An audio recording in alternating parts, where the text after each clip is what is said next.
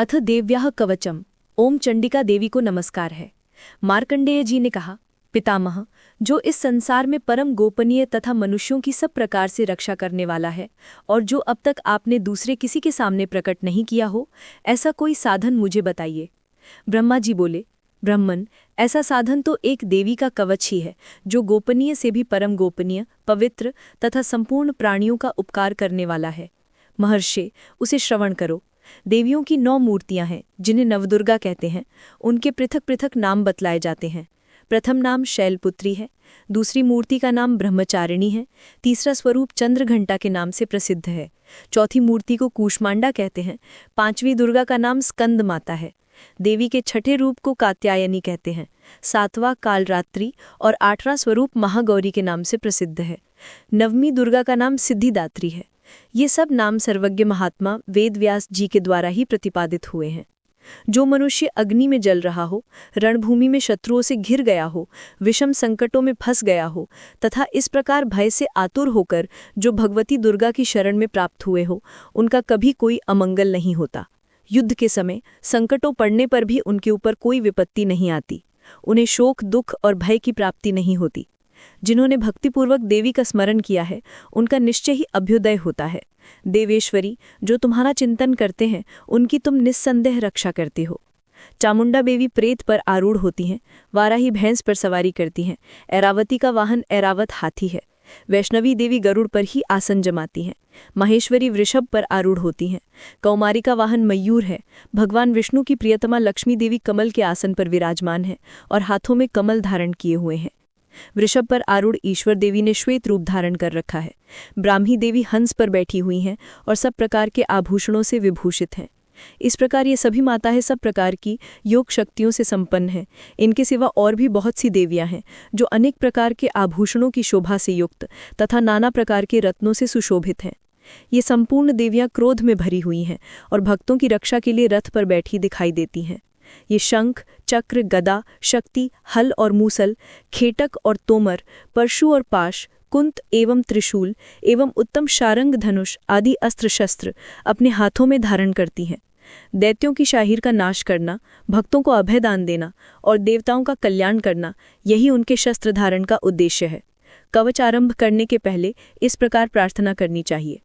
महान रौद्र रूप, अत्यंत घोर पराक्रम, महान बल और महान उत्साह वाली देवी, तुम महान भय का नाश करने वाली हो, तुम्हें नमस्कार है। तुम्हारी ओर देखना भी कठिन है। शत्रुओं का भय बढ़ाने वाली जगदम्बिके, मेरी रक्षा करो। पूर्व दिशाओं में ऐन्द्री मेरी रक्षा करें, अग्निकोण में अग्नि शक्ति, दक्षिण दिशाओं में वाराही तथा नैऋत्य कोण में खड्गधारिणी मेरी रक्षा करें। पश्चिम दिशाओं में वारुणी और वायव्य कोण में मृग पर सवारी करने वाली देवी मेरी रक्षा करें। उत्तर दिशाओं में कौमारी और ईशान कोण में शूलधारिणी देवी रक्षा करें। ब्राह्मणी, तुम ऊपर की ओर से मेरी रक्षा करो और वैष्णवी देवी निचली ओर से मेरी रक्षा करें। इसी प्रकार शव को अपना वाहन बनाने वाली चामुंडा देवी 10 दिशाओं में मेरी रक्षा करें। जया आगे से और विजया पीछे की ओर से मेरी रक्षा करें। वाम भाग में अजिता और दक्षिण भाग में अपराजिता रक्षा करें। उद्योतिनी शिखा की रक्षा करें। उमा मेरे मस्तक पर विराजमान होकर रक्षा करें। ललाट में मालाधारी रक्षा करें और यशस्विनी देवी मेरी भौहों का संरक्षण करें। भौहों के मध्य भाग में त्रिनेत्रा और नथुनों की यमघंटा देवी रक्षा करें। दोनों नेत्रों के मध्य भाग में शिवानी और कानों में द्वारवासिनी रक्षा करें। कालिका देवी कपोलों की तथा भगवती शांकरी कानों के मूल भाग की रक्षा करें। नाक के अग्रभाग में सुगंधा और ऊपर के ओठों में चित्रघंटा देवी रक्षा करें। निचले ओठों में अमृत कला तथा जिह्वा में सरस्वती देवी रक्षा करें। कौमारी दांतों की और चंडिका कंठ प्रदेश की रक्षा करें। चित्रघंटा गले की घंटी की और महामाया तालु में रहकर रक्षा करें। कामाक्षी ठोड़ी की और सर्वमंगला मेरी वाणी की रक्षा करें। भद्रकाली ग्रीवा में और धनुर्धारी पृष्ठवंश में मेरुदंड में रहकर रक्षा करें। कंठ के बाहरी भाग में नीलग्रीवा और कंठ की नलियों में नलकुबरी रक्षा करें। दोनों कंधों में खड्गिनी और मेरी दोनों भुजाओं की वज्रधारिणी रक्षा करें। दोनों हाथों में दंडिनी और अंगुलियों में अंबिका रक्षा करें। शूलेश्वरी नखों की और कुलेश्वरी कुक्षी मतलब पेट में रहकर रक्षा करें। महादेवी दोनों स्तनों की और शोक विनाशिनी देवी मन की रक्षा करें। ललिता देवी हृदय में और शूलधारिणी उदर में रहकर रक्षा करें। नाभि में कामिनी और गुप्त भाग में गुह्येश्वरी रक्षा करें। पूतना और कामिका लिंग की और महिषवाहिनी गुदा की रक्षा करें। भगवती कटी भाग में और विंध्यवासिनी घुटनों की रक्षा करें।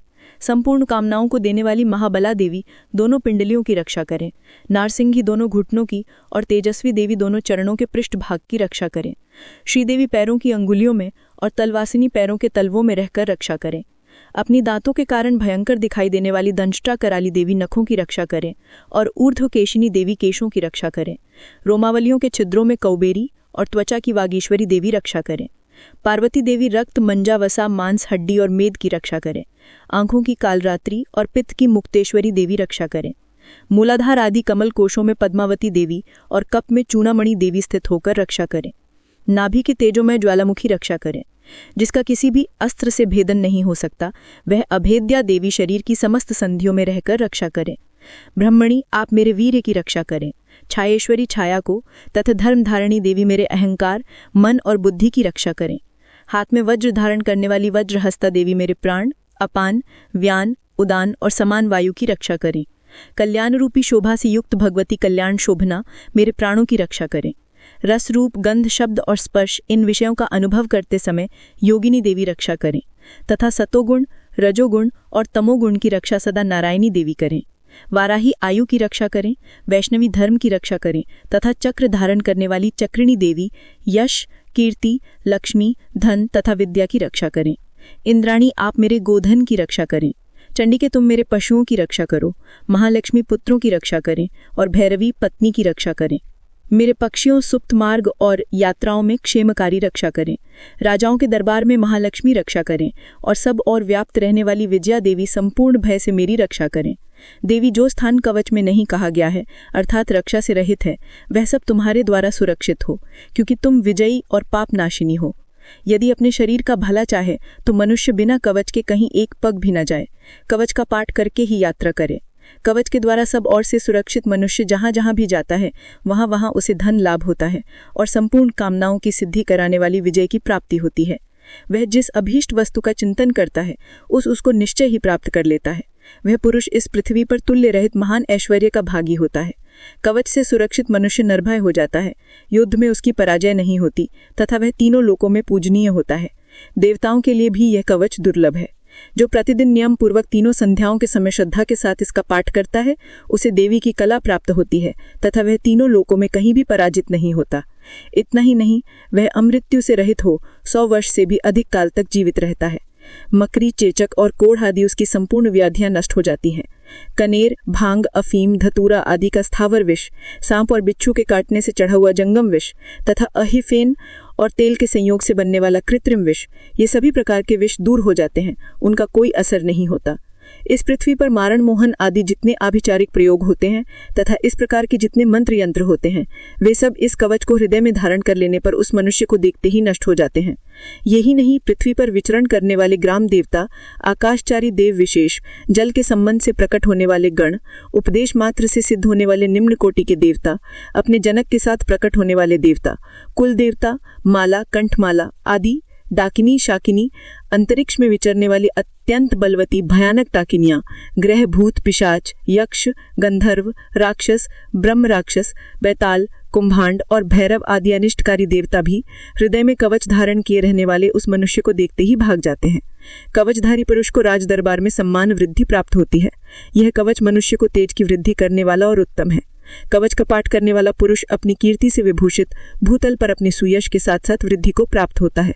जो पहले कवच का पाठ करके उसके बाद सप्तशती चंडी का पाठ करता है, उसकी जब तक वन, पर्वत और काननों सहित यह पृथ्वी टिकी रहती है तब तक यहाँ पुत्र, पौत्र आदि संतान परंपरा बनी रहती है। फिर देह का अंत होने पर वह पुरुष भगवती महामाया के प्रसाद से उस नित्य परम पद को प्राप्त होता है जो देवताओं के लिए भी दुर्लभ है। वह सुंदर दिव्य रूप धारण करता है और कल्याणमय शिव के साथ आनंद का भागी होता है। इति देव्या कवचम संपूर्णम। श्री अर्गला स्तोत्रम। मार्कंडेय जी कहते हैं, जयंती मंगला काली, भद्रकाली कपालिनी, दुर्गा, क्षमा, शिवा, धात्री, स्वाहा और स्वधा, इन नामों से प्रसिद्ध देवी तुम्हें मैं नमस्कार करता हूँ। हे देवी, समस्त प्राणियों की पीड़ा हरने वाली तथा सब में व्याप्त रहने वाली देवी, तुम्हारी जय हो। कालरात्रि तुम्हें नमस्कार है। मधु और कैटअप को मारने वाली, ब्रह्मा जी को वरदान देने वाली देवी, तुम्हें नमस्कार है। तुम मुझे रूप दो, जय दो, यश दो और काम, क्रोध आदि शत्रुओं का नाश करो। महिषासुर का नाश करने वाली देवी, भक्तों को सुख देने वाली देवी, तुम्हें नमस्कार है। तुम मुझे सुंदर रूपवती दो, विजय दो और मेरे शत्रुओं को नष्ट करो। हे रक्तबीज का वध करने वाली, हे चंड मुंड का विनाश करने वाली देवी, तुम मुझे रूप दो, जय दो, यश दो और काम क्रोध आदि शत्रुओं का नाश करो। हे शुंभ निशुंभ और धूम्रलोचन का मर्दन करने वाली देवी, मुझको स्वरूप दो, विजय दो, यश दो और मेरे शत्रुओं का नाश करो। हे पूजित युगल चरण वाली देवी, हे संपूर्ण सौभाग्य प्रदान करने वाली देवी, तुम रूप दो, जय दो, यश दो और काम क्रोध आदि शत्रुओं का नाश करो। हे देवी, तुम्हारे रूप और चरित्र अमिट है, तुम सब शत्रुओं का नाश करने वाली हो। मुझे रूप, जय, यश दो और काम क्रोध आदि शत्रुओं का नाश करो। पापों को दूर करने वाली चंडिके, इस संसार में जो भक्ति से तुम्हारा पूजन करते हैं, उनको तुम रूप तथा विजय और यश दो तथा उनके शत्रुओं का नाश करो। रोगों का नाश करने वाली चंडिके, जो भक्ति पूर्वक तुम्हारी स्तुति करते हैं, उन्हें रूप दो, जय दो, यश दो और उनके काम क्रोध आदि शत्रुओं का नाश करो। हे चंडिके, इस संसार में जो भक्तिपूर्वक तुम्हारी पूजा करते हैं, उन्हें रूप दो, जय दो, यश दो और उनके काम क्रोध आदि शत्रुओं का नाश करो। हे देवी, मुझे सौभाग्य दो और आरोग्य दो, परम सुख दो, रूप दो, जय दो, यश दो और मेरे काम क्रोध आदि शत्रुओं का नाश करो। हे देवी, जो मुझसे बैर रखते हैं, उनका नाश करो और मुझे अधिक बल प्रदान कर रूप, जय, यश दो और मेरे शत्रुओं का संहार करो। हे देवी, मेरा कल्याण करो और मुझे उत्तम संपत्ति प्रदान करो। रूप दो, जय दो, यश दो और काम क्रोध आदि शत्रुओं का नाश करो।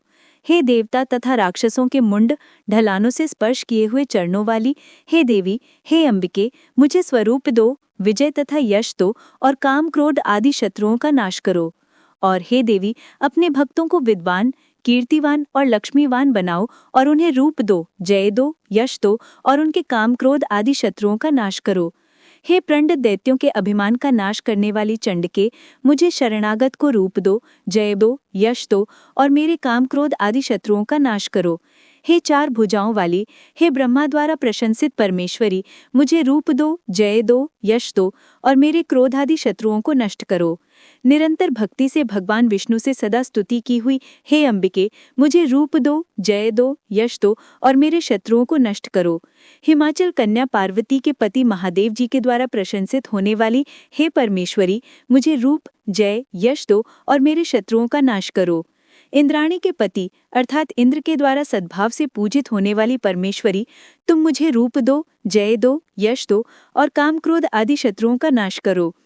प्रंडभुज दंड से दैत्यों के घमंड का नाश करने वाली देवी, मुझे रूप दो, जय दो, यश दो और मेरे शत्रुओं का नाश करो। हे देवी, तुम अपने भक्तों को सदा असीम आनंद प्रदान करती रहती हो। मुझे रूप, जय, यश दो और मेरे काम क्रोध आदि शत्रुओं का नाश करो।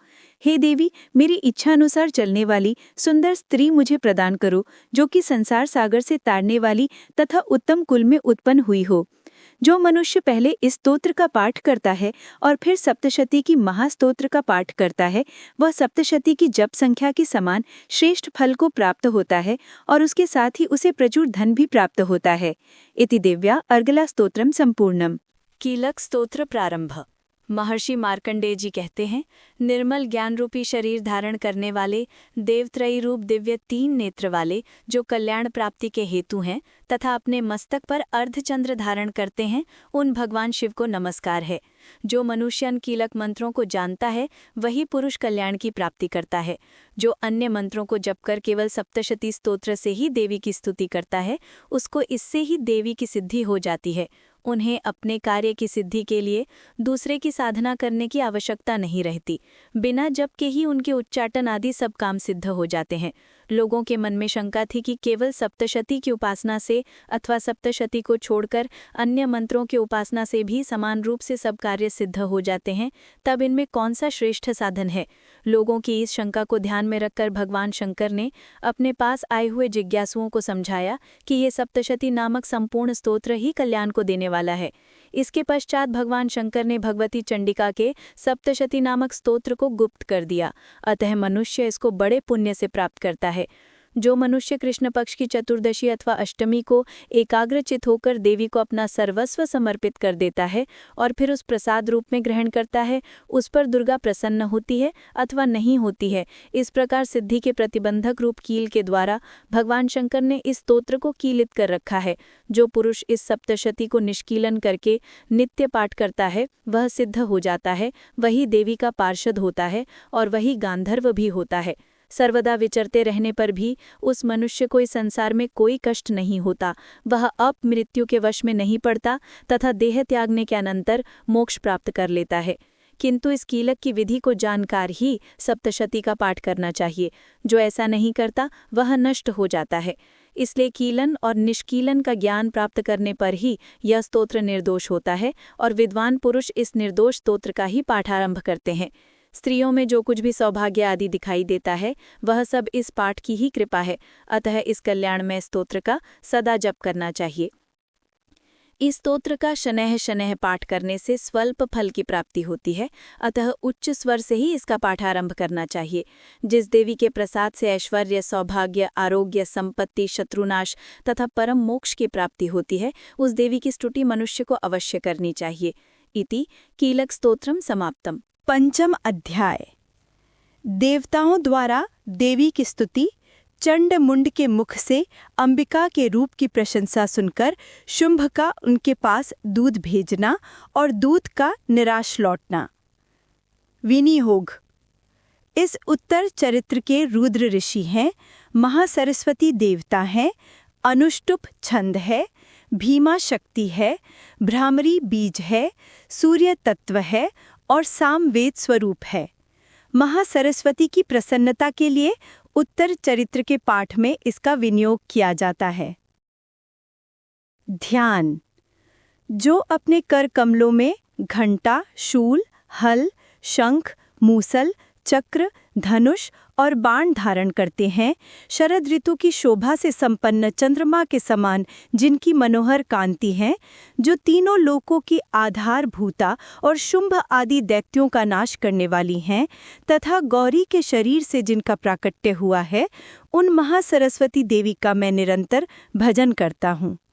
ऋषि कहते हैं, पूर्व काल में शुंभ और निशुंभ नामक असुरों ने अपने बल के घमंड में आकर इंद्रपति इंद्र के हाथ से तीनों लोकों का राज्य और यज्ञ भाग छीन लिए। वे ही दोनों सूर्य, चंद्रमा, कुबेर, यम और वरुण के अधिकार का भी उपयोग करने लगे। वायु और अग्नि का कार्य भी वे ही करने लगे। उन दोनों ने सब देवताओं को अपमानित, राज्यश्रिष्ट, पराजित तथा अधिकारहीन करके स्वर्ग से निकाल दिया।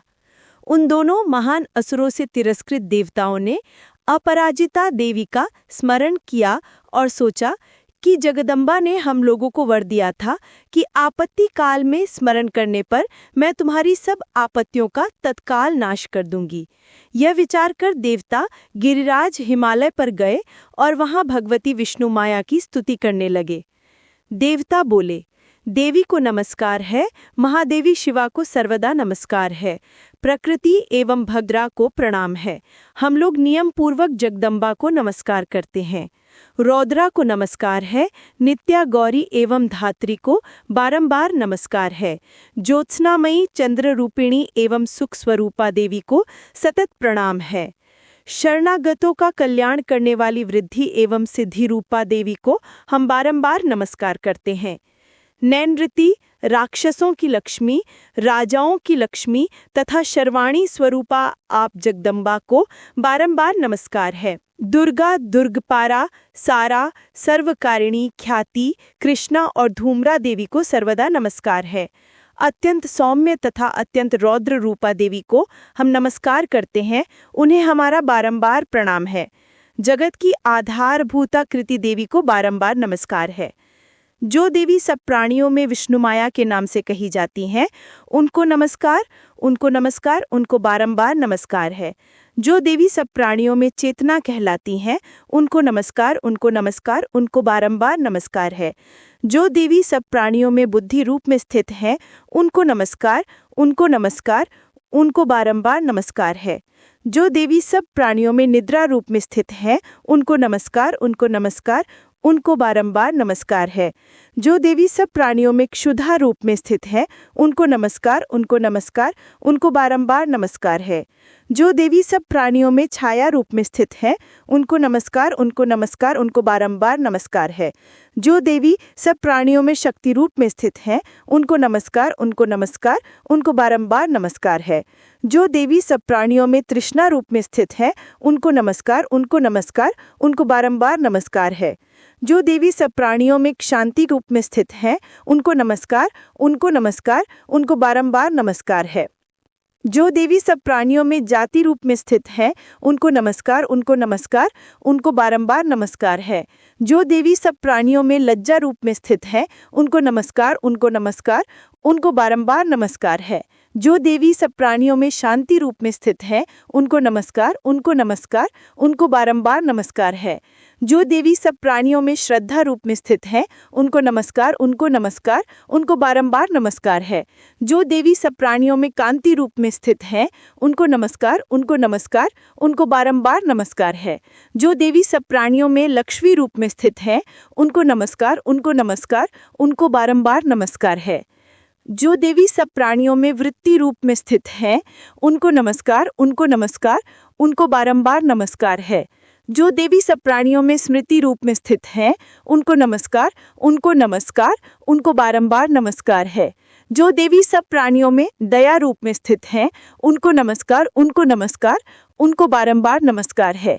जो देवी सब प्राणियों में तुष्टि रूप में स्थित है, उनको नमस्कार, उनको नमस्कार, उनको बारंबार नमस्कार है। जो देवी सब प्राणियों में माता रूप में स्थित है, उनको नमस्कार, उनको नमस्कार, उनको बारंबार नमस्कार है। जो देवी सब प्राणियों में भ्रांति रूप में स्थित है, उनको नमस्कार, उनको नमस्कार, उनको बारंबार नमस्कार है। जो जीवों के इंद्रिय वर्ग की अधिष्ठात्री देवी एवं सब प्राणियों में सदा व्याप्त रहने वाली हैं, उन व्याप्ति देवी को बारंबार नमस्कार है। जो देवी चैतन्य रूप से इस संपूर्ण जगत को व्याप्त करके स्थित हैं, उनको नमस्कार, उनको नमस्कार, उनको बारंबार नमस्कार है।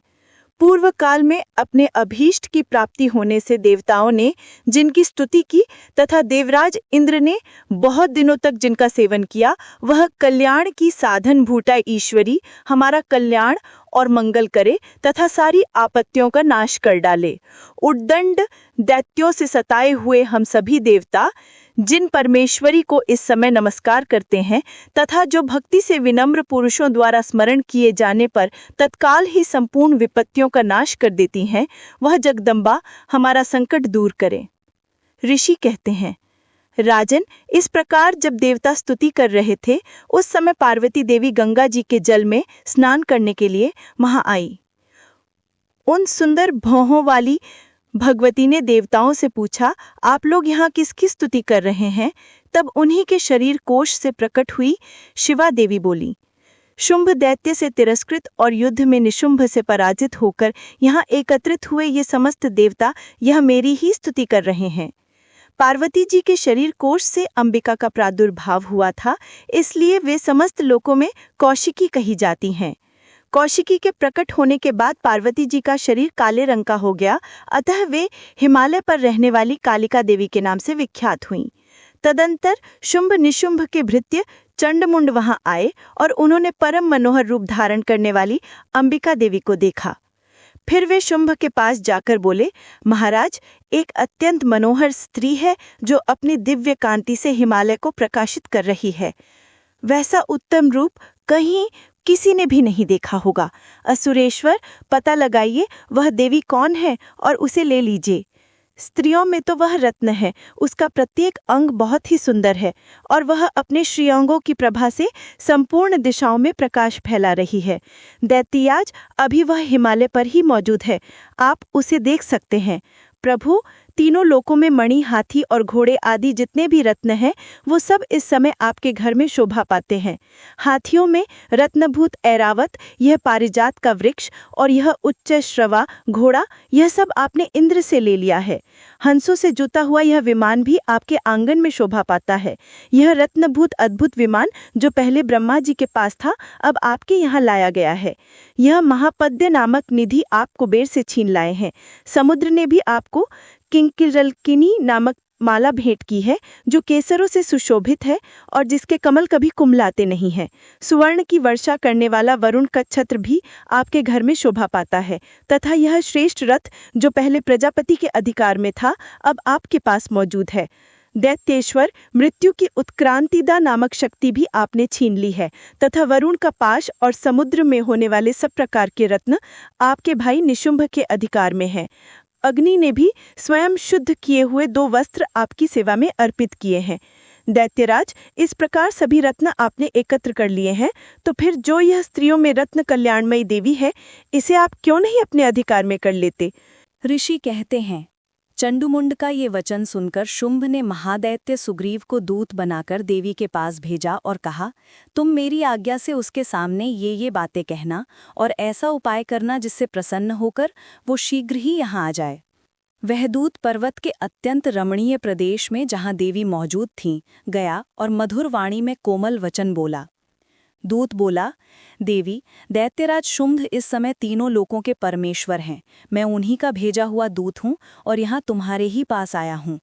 उनकी आज्ञा सदा सब देवता एक स्वर से मानते हैं, कोई उसका उल्लंघन नहीं कर सकता। वे संपूर्ण देवताओं को परास्त कर चुके हैं। उन्होंने तुम्हारे लिए जो संदेश दिया है उसे सुनो। संपूर्ण त्रिलोकी मेरे अधिकार में है, देवता भी मेरी आज्ञा के अधीन चलते हैं। संपूर्ण यज्ञों के भागों को मैं ही पृथक पृथक भोगता हूँ। तीनों लोकों में जितने श्रेष्ठ रत्न हैं वे सब मेरे अधिकार में हैं। देवराज इंद्र का वाहन ऐरावत, जो हाथियों में रत्न के समान है, मैंने छीन लिया है। क्षीर सागर का मंथन करने से जो अश्वरत्न उच्चैश्रवा प्रकट हुआ था, उसे देवताओं ने मेरे पैरों पर पड़कर समर्पित किया है। सुंदरी, उनके सिवा और भी जितने रत्नभूत पदार्थ देवताओं, गंधर्वों और नागों के पास थे, वे सब मेरे ही पास आ गए हैं। देवी, हम लोग तुम्हें संसार की स्त्रियों में रत्न मानते हैं, अतः तुम हमारे पास आ जाओ, क्योंकि रत्नों का उपभोग करने वाले हम ही हैं। चंचल कटक्षों वाली सुंदरी, तुम मेरी या मेरे भाई महापराक्रमी निशुंभ की सेवा में आ जाओ, क्योंकि तुम रत्न स्वरूपा हो। मेरा वर्ण करने से तुम्हें तुलना रहित महान ऐश्वर्य की प्राप्ति होगी। अपनी बुद्धि से यह विचार कर तुम मेरी पत्नी बन जाओ। ऋषि कहते हैं, दूत के यों कहने पर कल्याणमयी भगवती दुर्गा देवी, जो इस जगत को धारण करती हैं, मन ही मन गंभीर भाव से मुस्कुराईं और इस प्रकार बोली। देवी ने कहा, दूत, तुमने सत्य कहा है, इसमें तनिक भी मिथ्या नहीं है। शुंभ तीनों लोकों का स्वामी है और निशुंभ भी उसी के समान पराक्रमी है। किंतु इस विषय में मैंने जो प्रतिज्ञा कर ली है उसे मिथ्या कैसे करूं? मैंने अपनी अल्प बुद्धि के कारण पहले से जो प्रतिज्ञा कर रखी है उसे सुनो। जो मुझे संग्राम में जीत लेगा, जो मेरे अभिमान को चूर्ण कर देगा तथा संसार में जो मेरे समान बलवान होगा, वही मेरा स्वामी होगा। इसलिए शुंभ अथवा महादैत्य निशुंभ स्वयं ही यहाँ पधारे और मुझे जीतकर शीघ्र ही मेरा पाणी ग्रहण कर लें। इसमें विलंब की क्या आवश्यकता है? दूत बोला, देवी, तुम घमंड में भरी हो, मेरे सामने ऐसी बातें न करो। तीनों लोकों में कौन ऐसा पुरुष है जो शुंभ निशुंभ के सामने खड़ा हो सके? देवी, अन्य दैत्यों के सामने भी सारे देवता युद्ध में नहीं ठहर सकते, फिर तुम अकेली स्त्री होकर कैसे ठहर सकती हो? जिन शुंभ आदि दैत्यों के सामने इंद्र आदि सब देवता भी युद्ध में नहीं खड़े हुए थे, उनके सामने तुम स्त्री होकर कैसे जाओगी? इसलिए तुम मेरे ही कहने से शुंभ निशुंभ के पास चली चलो। ऐसा करने से तुम्हारे गौरव की रक्षा होगी, अन्यथा जब वे केश पकड़कर घसीटेंगे तब तुम्हें अपनी प्रतिष्ठा खोकर जाना पड़ेगा। देवी ने कहा, तुम्हारा कहना ठीक है, शुंभ बलवान है और निशुंभ भी बड़े पराक्रमी हैं, किंतु क्या करूं, मैंने पहले बिना सोचे समझे प्रतिज्ञा कर ली है।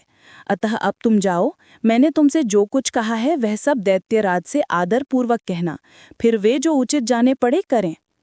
इस प्रकार श्री मार्कंडीय पुराण में सावर्णिक मनमंत्र की कथा के अंतर्गत देवी महात्म्य में देवी दूत संवाद नामक 5वां अध्याय पूरा हुआ। क्षमा प्रार्थना। परमेश्वरी, मेरे द्वारा रात दिन सहस्त्रों अपराध होते रहते हैं। ये मेरा दास है, यूं समझकर मेरे उन अपराधों को तुम कृपापूर्वक क्षमा करो। परमेश्वरी, मैं आवाहन नहीं जानता, विसर्जन करना नहीं जानता, तथा पूजा करने का ढंग भी नहीं जानता। क्षमा करो देवी। सुरेश्वरी, मैंने जो मंत्रहीन, क्रियाहीन और भक्तिहीन पूजन किया है वो सब आपके कृपा से पूर्ण हो। सैकड़ों अपराध करके भी जो तुम्हारी शरण में जाकर जगदम्ब कहकर पुकारता है, उसे वो गति प्राप्त होती है जो ब्रह्मादि देवताओं के लिए भी सुलभ नहीं है। जगदम्बिके, मैं अपराधी हूं, किंतु तुम्हारी शरण में आया हूं। इस समय दया का पात्र हूं, तुम जैसा चाहो वैसा करो।